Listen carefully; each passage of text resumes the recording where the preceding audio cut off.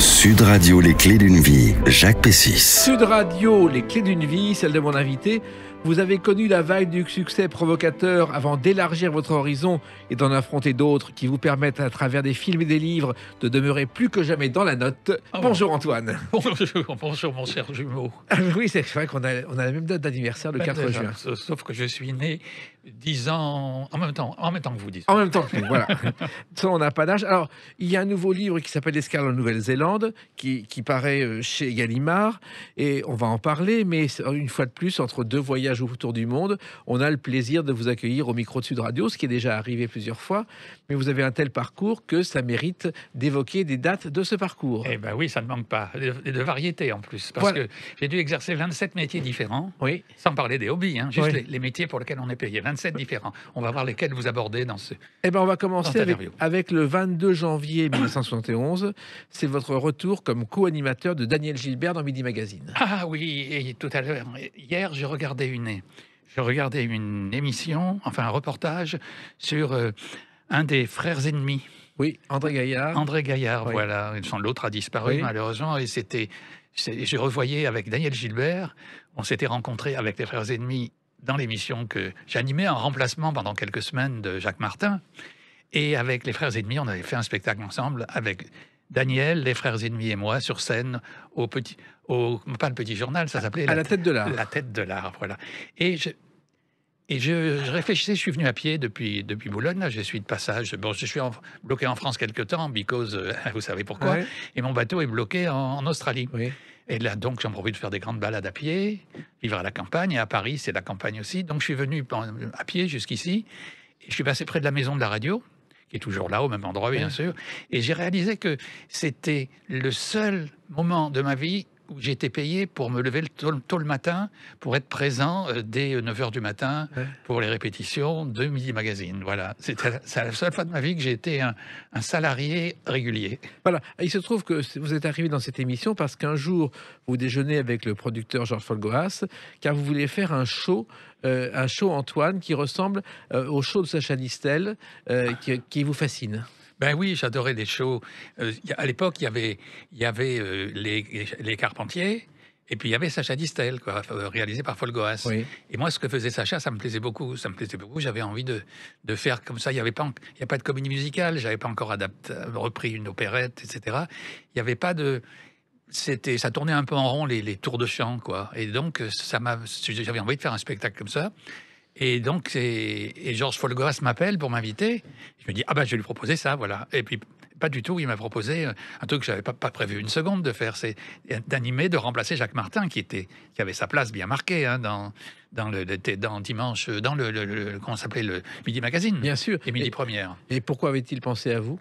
Eh ben, parce que j'animais déjà pas mal de choses. À l'époque, je blaguais aussi avec Michel Drucker, parce que j'aurais pu devenir un petit peu peut-être Michel Drucker, parce que j'animais les dimanches. Oui. J'animais les dimanches avec Raymond Marcillac, qui dirigeait, et c'est avec Denise Favre aussi. Voilà. Alors, il se trouve que le Sacha Show s'était né à Radio Luxembourg parce que, en fait, les Carpentiers avaient croisé Distel débutant. Ils avaient eux-mêmes vu à New York un show de télévision. Ils ont voulu l'adapter en France et c'est comme ça que la magie des Carpentiers a commencé. Vous, ça a été la magie de Daniel Gilbert qui était au début de sa gloire, qui n'était pas encore la grande Duduche dont on parlait. Qui était déjà extrêmement populaire quand même. C'était en 1970, la première fois, je pense. Elle était déjà très, très populaire, très aimée du public. Je me souviens d'un festival à Deauville du cinéma américain. Arrive pour une projection Roger Moore, le public applaudit. Arrive Robert De Niro, le public applaudit. Arrive Daniel Gilbert, le public se précipite sur elle pour un autographe. Oui, ça m'étonne pas. Vraiment, c'était un bonheur de travailler avec elle parce qu'elle a toujours été une grande, grande professionnelle. Voilà. Extraordinaire, très grande professionnelle. Et vous l'avez même fait chanter. Excusez-moi, monsieur Antoine, pourquoi quand une jeune fille se marie le soir des noces, quand vient le moment, pourquoi, dites-moi, appelle-t-elle toujours sa maman? Voyons. Voilà. Ça aussi, au départ, c'était une chanson qui s'appelait, excusez-moi, Madame Michel ou Mademoiselle Michel. Mademoiselle Michel, parce que c'était une autre aventure, une autre période de ma vie. J'avais été engagé pour animer la reprise d'un spectacle au Gaumont Palace. Gaumont Palace, voilà, Gaumont Palace. Il y avait le film qui passait, et puis avant, il y avait des chevaux, des éléphants, des cascadeurs, des danseuses, des danseurs, et moi, j'animais tout ça. C'était assez fascinant. Et avec une jeune fille qui venait de Casino Casino de Paris, ou Oui, quelque chose comme ça, oui. non? Du Moulin Rouge, et qui s'appelait Michel Frascoli.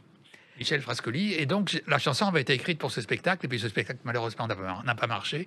Alors je l'avais transformé avec Daniel Gilbert, et on s'était bien amusé. Oui, parce qu'en fait, ce spectacle, c'était au Gaumont Palace, qui était une des plus grandes salles de spectacle de Paris. Ah oui. Et d'ailleurs, Sheila, à 12 ans, a commencé comme danseuse sur la scène Dis donc. du Gaumont Palace. Elle a été démolie et remplacée par un grand magasin. Mais c'était Qui ça, une Sheila scène- Non, le Gaumont Palace, mais c'était une scène mythique. Ah oui, c'était une scène mythique, et j'ai un petit peu honte d'avoir participé à la fin de cette salle, parce que cette salle aurait dû être sauvée comme le Rex a été sauvé. Voilà. Et malheureusement, il m'a semblé que les propriétaires, la Gaumont, n'avaient pas envie que notre spectacle fonctionne, et donc il n'a pas fonctionné. Au départ, l'idée du spectacle, c'était de concurrencer le Radio City Music Hall, qui est la plus grande salle de New York, avec Voilà. des Rockets. Peut-être pas de concurrencer, mais de s'inspirer des Rockets. Moi, j'avais vu les Rockets, j'avais fait la queue pendant des heures et des heures pour voir quand j'étais gamin, hein, Oui. à l'âge de 10 ans ou 6 ans, 8 ans, pour voir les Rockets. Alors imaginez-vous refaire la même chose à Paris, c'était génial. Mais bon, ça n'a pas été un succès. C'est dommage. Puis quelques beaux souvenirs, entre autres quelques souvenirs bien marrants. J'arrivais à cheval au galop dans la salle avec une diligence. Il y avait des éléphants, il y avait des cascadeurs qui descendaient des cintres, qui dégringolaient et tout. Et je dansais comme un malade. Moi, je dansais comme un fou sur Hello Dolly et un tas de choses, quoi. C'est un grand souvenir. Voilà. Et le Radio City Music Hall, donc il y avait 6000 places, il y avait des grandes orgues qui sortaient des murs, donc les Rockets étaient des danseuses, comme les danseuses du Moulin Rouge. Et Broadway, vous l'avez découvert finalement, Antoine, grâce à votre père, et vous l'avez chanté. Un petit pas de côté, retomber jambes écartées. Negli anni d'ante guerra, mio padre si Dans les credeva années d'avant-guerre, mon père se prenait pour Fred Astaire. Et moitié en français, moitié en italien. Oui, exactement. Mais parce que vous avez beaucoup de succès en Italie. Et c'est vrai que la découverte de Fred Astaire et de Top Hat, vous la devez, Antoine, à votre père. Bah oui, mon père, il dansait des claquettes. Il avait gagné un jour un concours de claquettes en dansant sur un guéridon. Alors ça m'avait inspiré cette chanson. Et ma mère, elle ne trouvait pas ça très... Elle aimait pas beaucoup ça, mais lui, il adorait ça. Et il me parlait de Fred Astaire et tout ça. Et un jour, de ces mêmes années 70, il se trouve que les films de Fred Astaire sont redevenus à la mode et passaient sur... il y en a un qui passait, Top Hat, qui passait sur un cinéma de l'avenue de l'Opéra. J'y suis allé et ça a été un coup de foudre. J'ai adapté des chansons, j'ai repris des choses. Et lorsque j'ai repris Dédé, l'opérette de Maurice Chevalier, enfin, On va en créée parler. par Maurice Chevalier, et c'était toujours dans l'idée de danser un peu comme ces gens que j'admirais tellement. Oui, et en plus, Fred Astaire, avec ce film et avec King Kong, dans un genre différent, ont sauvé la production de la RKO de la faillite. Ah oui. Sinon, elle aurait dû fermer, cette grosse production américaine. Et puis, il y a une autre star de la chanson, une autre star de Broadway que vous avez rencontrée, et de l'humour américain, et c'est Bob Hope.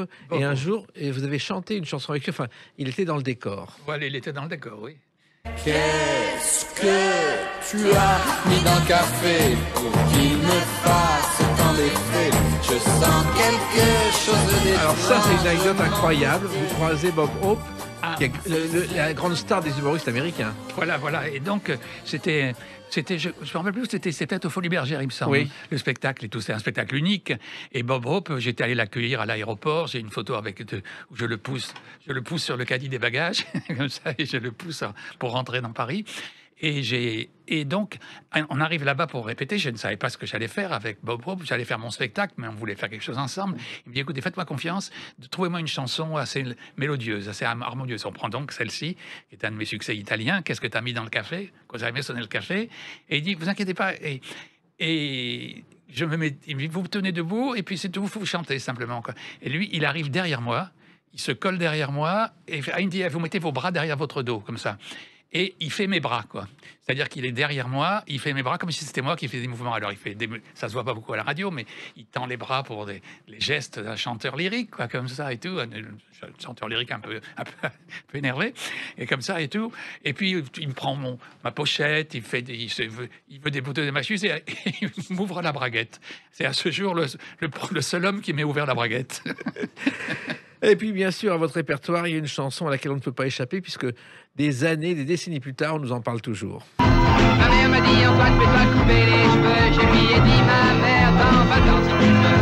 Je ne les garde pas pour me faire remarquer, ni parce que je trouve ça beau, mais parce que ça me fait. Franchement, Antoine, est-ce que vous pensiez que tant d'années après la chanson de 65-66, on parlerait encore des élucubrations? Ah bon, c'est moi qui défaite cette chanson? Oui, oui. Je me rappelais plus bien. Non, non, je pensais pas une seconde. Je pensais vous êtes très au courant de comment cette chanson elle est née. Oui. Je crois que de toute façon, en toute immodestie, les grandes chansons, c'est pas nous qui les écrivons. C'est quelque part une créature pas céleste, mais un inconscient quelque part.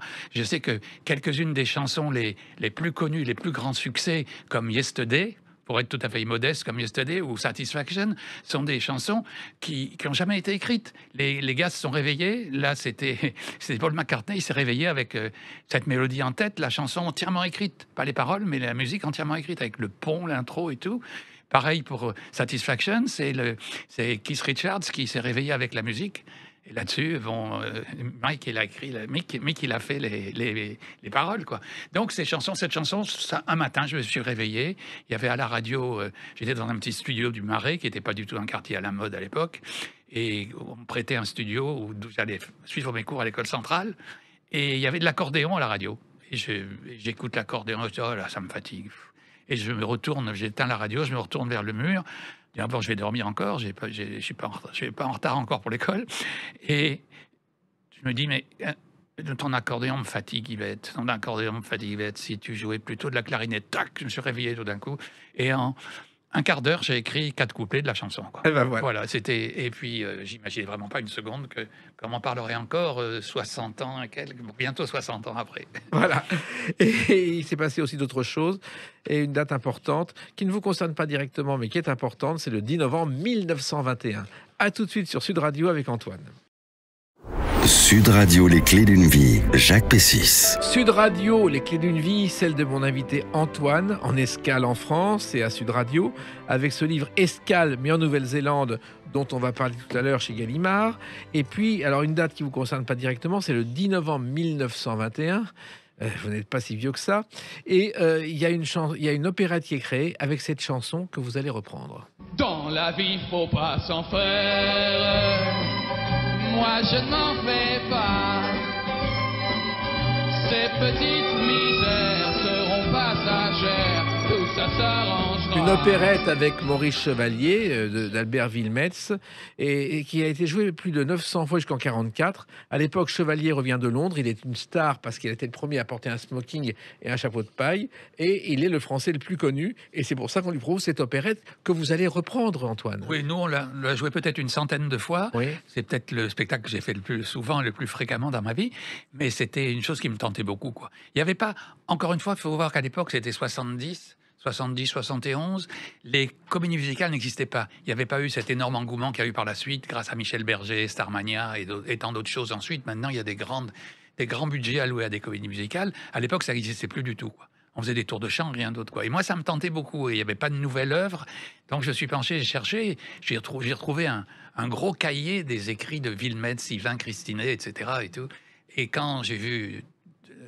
Dans la vie, il ne faut pas s'en faire, que mon père me chantait tout le temps, lui qui était fan de Maurice Chevalier. J'ai dit, il faut que je fasse ça. Là, voilà. Et donc, on a appelé Jean Le Poulain, célèbre comédien et metteur en scène, qui a mis en scène. C'est sa nièce Corinne qui a joué avec nous. Et puis, un jeune danseur anglais qui s'appelle James Sparrow. Et des jolies danseuses. Et on s'est bien amusé. Voilà. Alors, il y a d'abord eu une tournée voilà. Qui a très bien marché. La tournée a très, très bien marché. On aurait pu et dû peut-être continuer la tournée à travers la France. C'était plein partout. Et puis après, on est venu le jouer à Paris. Et puis ça a moins bien marché, là. Ça a été... ça a été... Parce que l'opérette était considérée comme ringarde, il n'y avait pas la comédie Voilà, musicale. c'est ça, voilà. L'opérette, c'était... Nous, on avait modernisé la musique, mais du coup les seuls puristes qui suivaient l'opérette, ils trouvaient que c'était trop modernisé, quoi, et ainsi de suite. Donc, mais c'est un très beau souvenir quand même. Je suis bien marré. J'ai encore les costumes, tout ça et tout. Vous étiez en avance sur votre temps, peut-être. Bon, peut-être oui, en avance ou en retard, c'est pas grave. On est. Et Maurice Chevalier, vous l'avez rencontré, Antoine? Ah ben Maurice Chevalier, il a écrit le programme, il a écrit la préface du programme de mon premier Olympia en 1966, avril 66. Il a écrit, il rentrait d'Amérique et il voit, j'étais inconnu 2 mois avant, 3 mois avant, et tout d'un coup, j'étais en vedette à l'Olympia. Il dit, c'est quoi ça? Et donc, il était présent à l'Olympia. Il a toujours assisté à mes spectacles à l'Olympia. Et il a tenu à écrire la préface du programme. Et c'est quelqu'un qui vous a donné des conseils, qui a cru en vous? Ah oui, et puis il m'a toujours suivi, il est toujours venu à mes spectacles, et puis j'avais sympathisé avec lui, avec son secrétaire, le couple qui s'occupait de lui, François Valls, oui. Voilà, François Valls, c'est tout, qu'il assistait à la fin. Donc j'allais souvent chez lui et chez eux. Oui, il avait une propriété à Marne-la-Coquette, où il y avait dans le jardin une énorme scène pour tourner des séries américaines qu'il souhaitait faire et qu'il n'a pas pu faire à la fin de sa vie.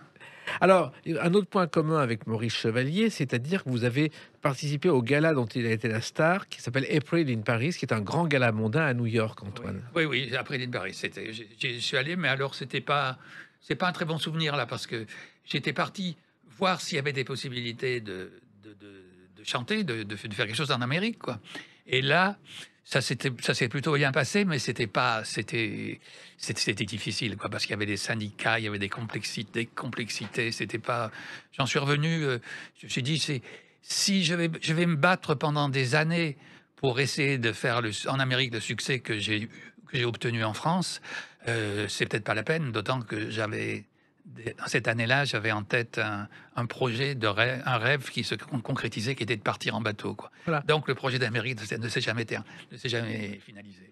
Quand vous aviez vu Aznavour mettre des années à réussir en Amérique, ou Beko, qui a mis des années en n'étant pas payé pratiquement pour être vedette là-bas, ça vous tentait pas? Non, la plus grande vedette française qui a eu un très grand succès en Amérique, c'est quand même Petula Clark, oui. Enfin, vedette française, anglaise, quoi. Et elle fait un très grand succès là-bas. Il y a eu un scandale d'ailleurs, parce qu'un jour, et on ne peut pas imaginer aujourd'hui, elle a touché le bras d'Harry Belafonte à la télévision. Oui, la séquence a failli être censurée. C'est inouï, ça. Elle était dans une émission qui a dû se passer, je vous ai la date, non, ça doit être vers 70, par là à peu près. Une très grande émission de la télévision américaine. Et à un moment, en chantant un duo avec Harry Belafonte, elle a touché le bras d'un noir, vous vous rendez compte? À l'époque, c'était inadmissible, c'était inenvisageable. Et le producteur a dit, on va couper cette séquence. Ce passage-là, on va couper ce plan-là. Et c'est Petula et son mari, Claude Wolff, qui ont dit non. Ou vous laissez cette scène, ou vous supprimez la chanson entièrement. Voilà. Et elle est restée. Et à cette époque, vous êtes revenu en France et vous avez eu du succès avec une autre chanson, Antoine.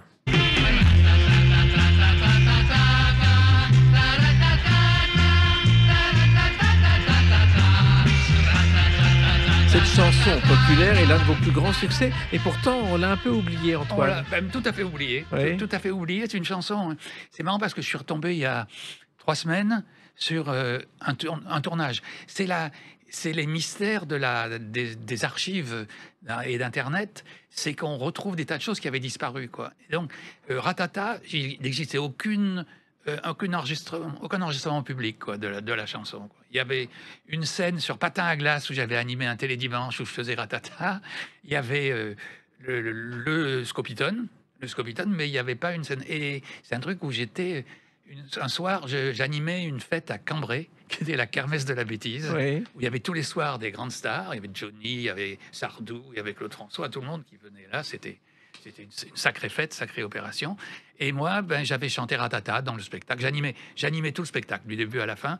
Et j'avais chanté Ratata et j'ai retrouvé cette chose-là, quoi. Donc, si vous voulez voir des images souvenirs comme ça sur notre site internet, c'est notre site à nous, c'est antoine.tv, comme la télévision, antoine.tv.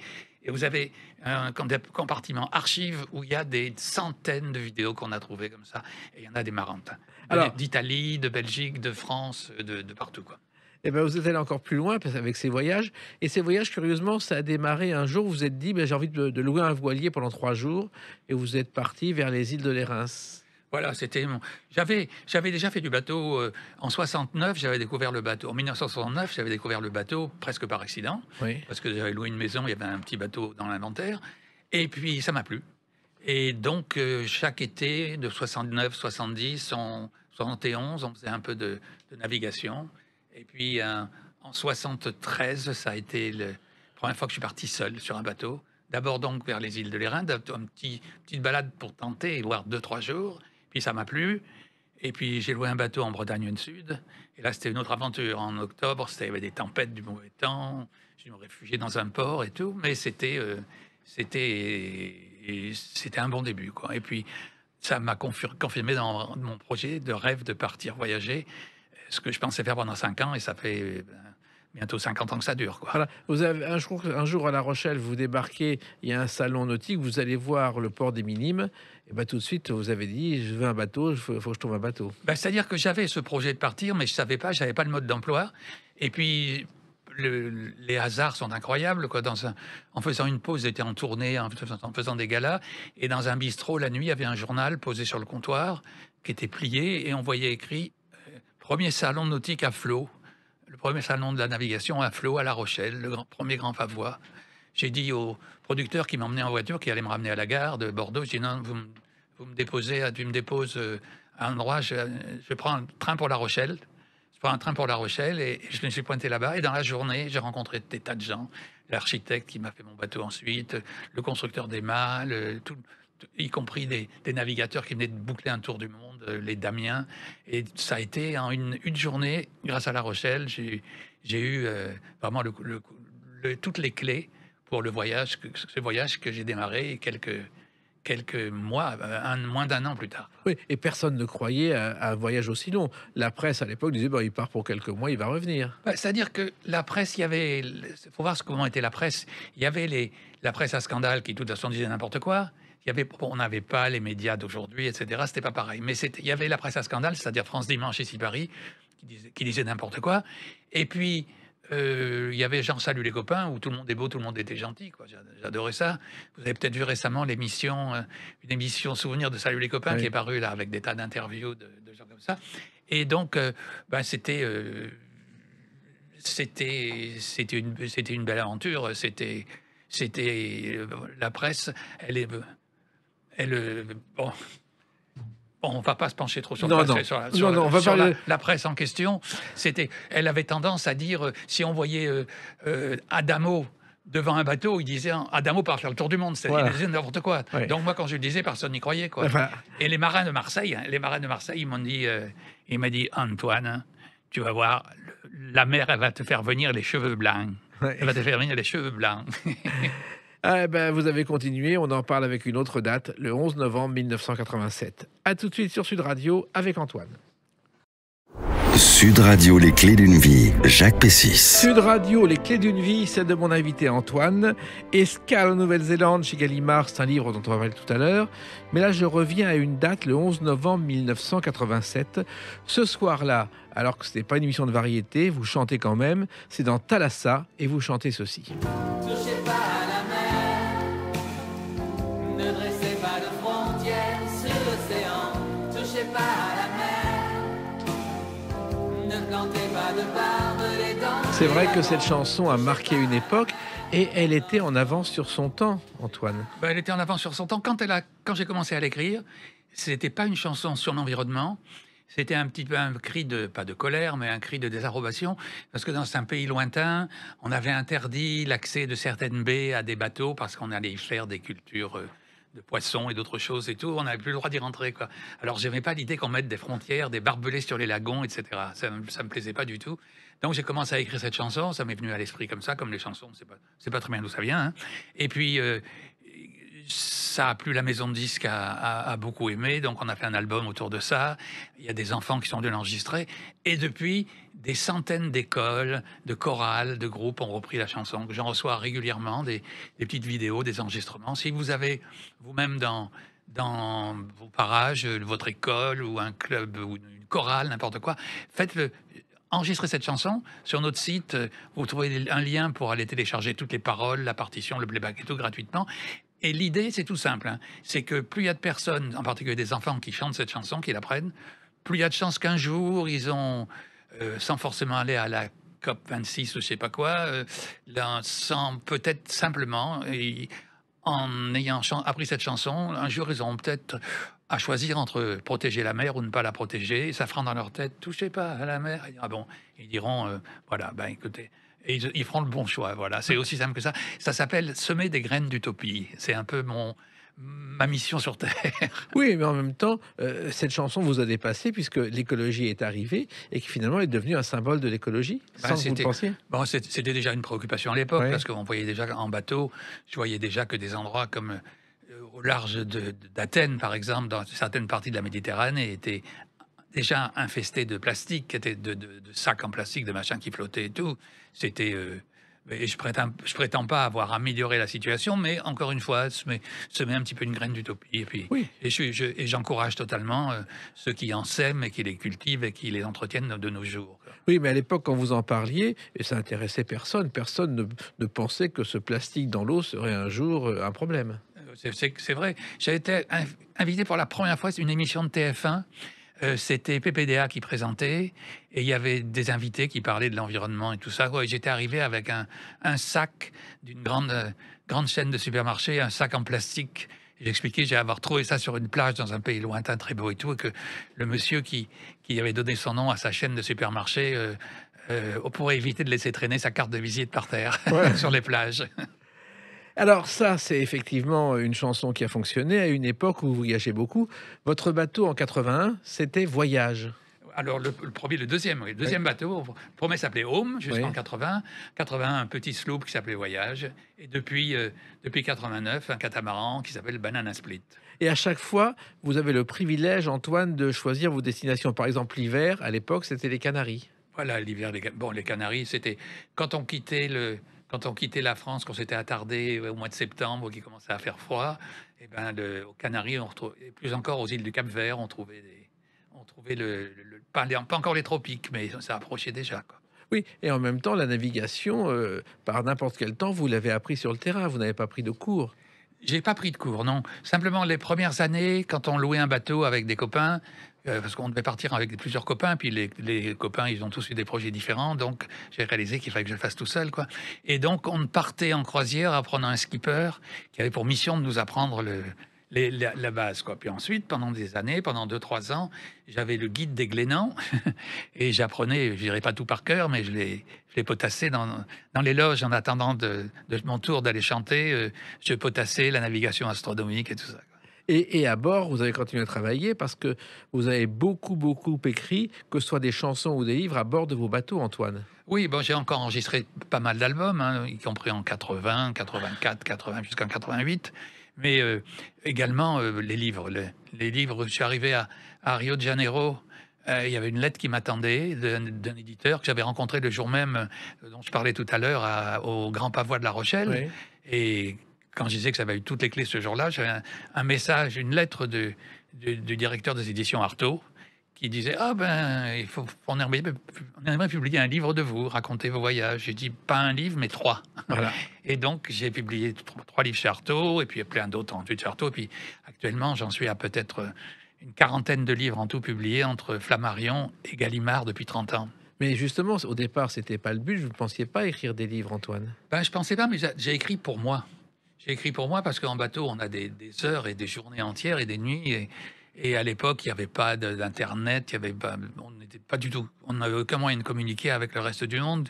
Donc j'étais en tête à tête avec des pages blanches et je me suis mis à écrire. Et au bout de la première année, quand je suis arrivé à Rio, au bout d'à peu près 1 an de navigation, j'avais déjà écrit des milliers de pages, quoi. Et j'avais déjà écrit des quantités de pages de récits de voyage, quoi, dont je n'utilisais qu'une petite partie. Voilà. Voyager ainsi, combler votre bonheur d'être solitaire, car vous étiez. Et, au fond de vous-même, vous êtes un solitaire, Antoine. Bon, moi, je suis un solitaire. J'ai la chance d'avoir trouvé une compagne qui est une merveille absolue, qui est la compagne de ma vie depuis 40 ans et plus. Mais j'adore, ça fera bientôt 50 d'ailleurs, mais j'adore la solitude. Alors donc, c'est toujours aimer partir des semaines, des mois, et puis on se retrouve, et puis j'adore la solitude. J'ai été solitaire enfant, j'étais solitaire, j'avais pas du tout.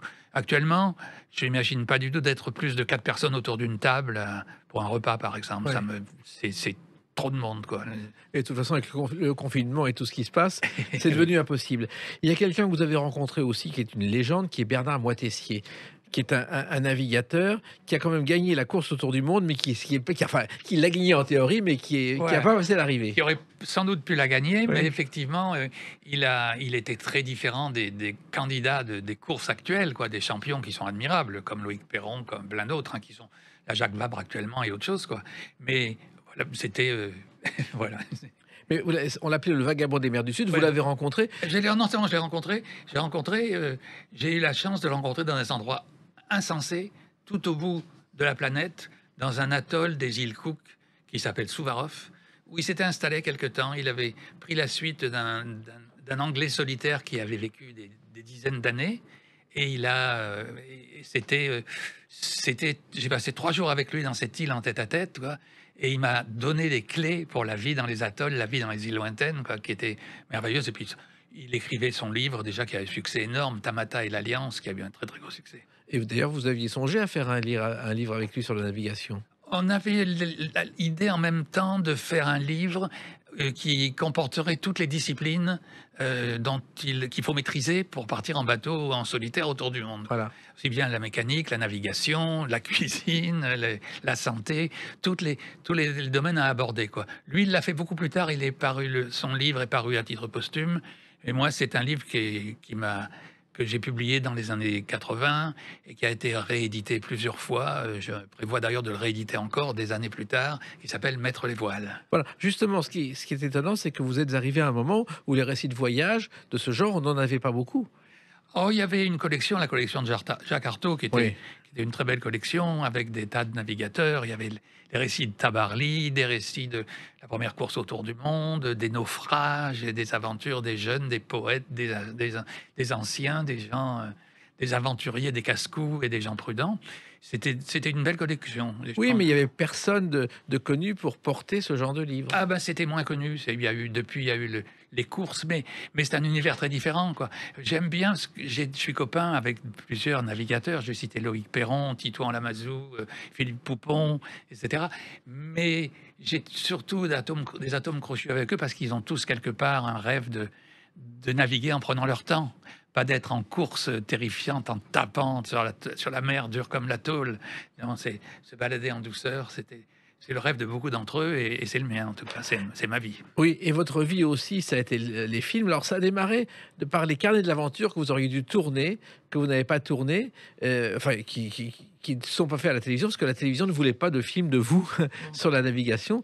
Puis ensuite, ça a changé avec la collection Il était une fois. Voilà, c'est-à-dire qu'à l'époque, c'était Jacques Lenné, qui était un ami, qui m'avait filmé pour la première fois aux Maldives en 1980, par là, 79, et qui avait proposé un carnet d'aventure. Puis ça s'est jamais fait. Ça s'est jamais fait. C'était en projet, ça se faisait pas et tout. Et un jour, c'est Thalassa qui est venu me filmer pour faire un portrait, qui a fait un beau portrait, mais j'ai trouvé que ils étaient un peu fonctionnaires. Oui. Les journalistes, ils se levaient tard, ils se cassaient pas trop la nanette pour réaliser, quoi. Alors je me disais, ah non, moi j'ai envie de faire quelque chose, de vraiment rendre hommage aux pays que je visite, de les visiter en profondeur et de prendre tout mon temps pour filmer en me levant tôt pour avoir la meilleure lumière et tout. C'est comme ça qu'a commencé le premier film en 91. En 91, qui a été un succès tout de suite. C'était chez Polygram à l'époque. Et puis ensuite, chez Warner Home Video, j'ai été 30 ans à publier des documentaires chez Warner Home Video, et c'était formidable, quoi. C'était très très bien. J'avais la liberté absolue. J'ai amené le film terminé, il était publié. Comme ça. Voilà, et surtout avec un matériel qui s'est amélioré au fil des décennies. C'est-à-dire qu'au départ, les caméras n'étaient pas ce qu'elles sont aujourd'hui, Antoine. Elles étaient très lourdes d'abord, elles étaient encombrants, les cassettes et tout, et puis elles faisaient des images de bien moins bonne qualité. Maintenant, même avec un téléphone, un smartphone, un iPhone ou autre, eh bien, on fait des images formidables, quoi. Et donc, j'ai choisi de faire des films, et puis ça a été une passion pendant des années, quoi. Et c'est toujours le cas, d'ailleurs. Vous avez sous les yeux, notre livre sur la Nouvelle-Zélande. Je suis actuellement en train de travailler. Là, sitôt que je repars, je rentre chez moi. Je suis en train de travailler à plein temps au montage du film correspondant. On avait déjà un film sur la Nouvelle-Zélande. On fait une deuxième partie et je le présenterai en tournée dans tous les CGR, les cinémas CGR de toute la France au mois de mars. Voilà. Oui, parce que vous faites aussi des tournées maintenant, non pas de chansons, mais des tournées de conférences. Tournées de conférences, ça fait plus de 20 ans que je fais ça. 20 ans que je fais ça et c'est merveilleux. Mais au départ, vous les faisiez dans les salles spécialisées. Maintenant, c'est dans les cinémas avec projection d'un film. Voilà. C'est quand même une nouveauté. Voilà, c'est-à-dire qu'il y a toujours une projection d'un film, mais le conférencier arrivait avec son projecteur 16 mm, puis il installait ça, puis il faisait son commentaire. Maintenant, ça a évolué. Maintenant, les CGR ont des salles formidables, des grandes salles, et c'est toujours impressionnant de voir son film, le film qu'on a réalisé de ses petites mains comme ça, parce que vraiment, moi, j'ai jamais été demandé des budgets à des chaînes de télévision. J'ai fait tout à compte d'auteur. J'ai tout fait moi-même, tous les films. Et on en a vendu, je sais pas, 1 million et plus de films, mais c'était une petite entreprise familiale. Je dis toujours en blaguant que lorsque j'ai créé cette entreprise qui s'appelle Il était une fois, vous connaissez le terme, c'est vous qui l'aviez mis pour la première fois. Et lorsque j'ai créé cette entreprise, à l'époque, on était 2 dans l'entreprise. Et bien aujourd'hui, on est 2. Voilà. Ma compagne et moi. Voilà. Et c'est comme ça que ça marche. Et la Nouvelle-Zélande que vous évoquez, on va nous en parler dans quelques instants avec une autre date, le 16 octobre 2021. À tout de suite sur Sud Radio avec Antoine. Sud Radio, les clés d'une vie, Jacques Pessis. Sud Radio, les clés d'une vie, celle de mon invité Antoine, 16 octobre 2021, sortie de Escale en Nouvelle-Zélande, un livre chez Gallimard, un livre avec plein de photos qui font rêver, un livre qui raconte les Nouvelles-Zélandes pour laquelle vous avez eu le coup de foudre, Antoine. Ah oui, vraiment le coup de foudre. Francette, ma compagne donc, et moi, on a eu le coup de foudre totalement pour la Nouvelle-Zélande. Il y a des années. C'est depuis des années. Oui. Ce film, le film que je suis en train de monter, je vous parlais tout à l'heure là, certains plans ont été tournés en 2005, mais on y est retourné peut-être 10 fois depuis. Depuis 10 fois, et en hiver, en été, au printemps, par tous les climats. C'est pas un pays tropical. Le sud est presque tropical. Et puis, au sud, il y a le nord, pardon. Le nord est presque tropical. Au sud, il y a des glaciers. Il y a des Alpes, le massif des Alpes. Il y a des traditions extraordinaires, les Maoris, et puis ceux qui sont arrivés d'un petit peu de tous les pays. C'est une société multiculturelle qui est assez fascinante, quoi, où tout le monde s'entend bien avec beaucoup d'artistes. C'est un pays où les femmes ont eu le droit de vote 70 ans avant les Françaises. Oui. Il y a des grands artistes comme Peter Jackson, l'auteur et comme Peter Jackson, et plein d'autres, quoi. Voilà. Et Jane Campion. Voilà, ce qui est étonnant, c'est que dans votre livre, Escale Nouvelle-Zélande, on voit des photos magnifiques d'un paradis terrestre qu'on ne connaît pas, parce que finalement, la Nouvelle-Zélande, pour le français, et à Sud Radio en particulier, ce sont les All Blacks. Les All Blacks, c'est ça. Bon, moi, j'ai un petit clin d'œil aux All Blacks dans le livre, mais la Nouvelle-Zélande, c'est beaucoup... Bon, les All Blacks, c'est très important pour eux, très important. Mais la Nouvelle-Zélande, c'est beaucoup plus que ça, quoi. C'est une flore étonnante, la faune, le volcanisme. On avait débarqué en hélicoptère sur un volcan, White Island, au mois de février. Et puis, quelques mois plus tard, il y a eu une éruption où il y a eu une vingtaine de personnes qui ont perdu la vie sur cette île.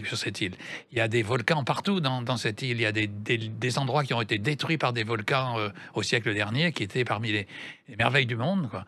Mais le pays est en dehors des volcans, le pays est d'une grande douceur. Voilà. Très grande douceur, très magnifique région du nord au sud, très différentes les unes des autres. Alors, vous montrez avec des photos, bien sûr, dont vous êtes l'auteur, que le port qui est parfait, et vous dites que la Nouvelle-Zélande, c'est le paradis des navigateurs et de leurs amis. Il y a beaucoup de navigateurs dans l'océan Pacifique qui se trouvent qui ont un problème quand arrive la saison des cyclones, c'est-à-dire l'été de l'hémisphère sud, c'est qu'il y a des risques de cyclones, quoi. Alors, un des lieux où ils vont pour sortir de la zone cyclonique, c'est la Nouvelle-Zélande, quoi. Et la Nouvelle-Zélande, donc, était très accueillante pour ça. Je me rappelle, on se rappelle toujours avec Francette une anecdote. On arrive en Nouvelle-Zélande et puis on dit, à un moment, il fallait qu'on aille laver du linge. On se met à faire du stop sur le bord de la route, le bord de la plage, quoi. Et il y a une première voiture s'arrête aussitôt. Et non seulement elle nous a accompagnés à une laverie, mais en plus elle nous a attendus pour nous ramener s'il y avait besoin de quoi que ce soit et tout. C'est un pays où les gens ont le temps d'être gentils. La plupart sont très très gentils et c'est un pays très souriant, très moderne en même temps. C'est pas du tout un pays du tiers-monde, hein. C'est un pays très moderne, très développé, quoi. Ça a des points communs avec l'Australie, comme la langue, les mœurs, etc. Mais la dimension du pays le rend encore plus sympathique, quoi. Vous dites aussi que c'est un pays avec une population très variée. Très varié, oui, je disais, c'est multiculturel. Les gens s'entendent tous très bien. Et je disais, c'est un pays où les femmes ont eu le droit de vote 70 ans et avant les Françaises. Et depuis, on attend encore ça en France, depuis le début de ce millénaire, de ce siècle, eh bien, la place de Premier ministre, c'est-à-dire le poste suprême en Nouvelle-Zélande, a été occupé beaucoup plus souvent par des femmes que par des hommes, quoi. Comme Jacinda Ardern actuellement, ou Helen Carter, des femmes dont je parle dans le livre, qui ont un grand bon sens et qui ont, en particulier, il y a eu des attentats à Christchurch avec un fou dangereux qui a tué des gens dans une mosquée. Elle a très très bien géré cette chose-là, ce problème-là, avec beaucoup de compassion, beaucoup de douceur et d'intelligence. Et il y a une grande entente des différents groupes. Les Maoris sont fascinants. Les Maoris sont fascinants. On connaît le nom des Maoris, mais voilà. On ne sait pas. Eh ben, ils sont assez fortement mélangés avec les Pakeha, c'est-à-dire les étrangers qui sont arrivés d'Angleterre, de France. Ça a failli être français à un moment, la Nouvelle-Zélande. Mais ils ont beaucoup d'initiatives.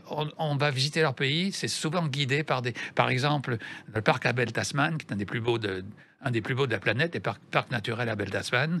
Eh bien, il y a une famille maori qui vous emmène sur des grandes pirogues doubles, qui vous apprend non seulement à manier l'aviron, les pagaies de la pirogue double, mais aussi à respecter le rituel, des chants solennels avant de se lancer dans ces régions qui sont assez bénies, assez protégées, quoi, qui sont des régions traditionnellement protégées. Voilà.